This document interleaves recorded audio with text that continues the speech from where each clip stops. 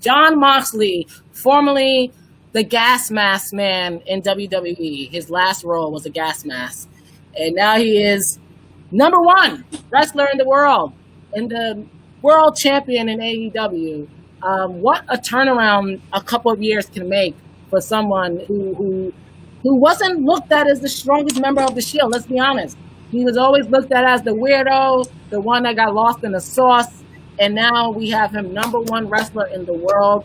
And I know this is very fickle for a lot of wrestlers, that is. I say a lot of wrestlers like it doesn't mean shit. And in theory, I can get that. But at the same time, I mean, we need to celebrate when people are celebrated. Last year was AJ Styles.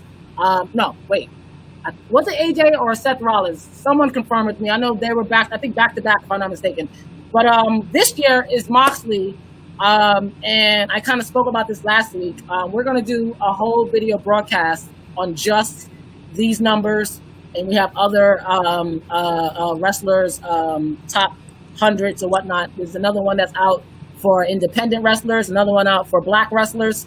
So we're going to go over some. And I know for the black wrestlers, we had Sasha Banks make #1. So congratulations to Sasha Banks. And the people who did the black wrestling one with Black Wrestlings, it's not really a well-known publication such as PWI. Nonetheless, they're being celebrated because they're not celebrated otherwise. And Sasha Banks to be #1 of black 250 black wrestlers in the world. They are tallying up together. So we got Moxley in one promotion, #1, Sasha in another. And as I mentioned, us here at DTA Podcast, we're working on something of our own.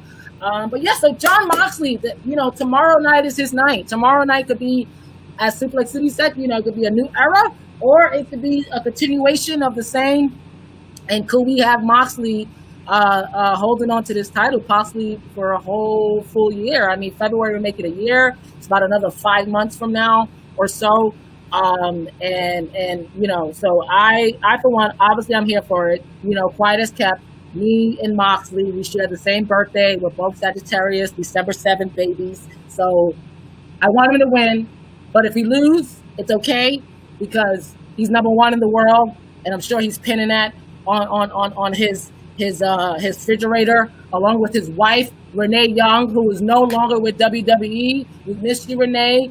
She got better. That she was also with COVID. Moxley had a scare as well, and now rumors are everywhere about her going to AEW. At the end of the day, what does it really matter? I mean, wherever she goes, we're going to follow her.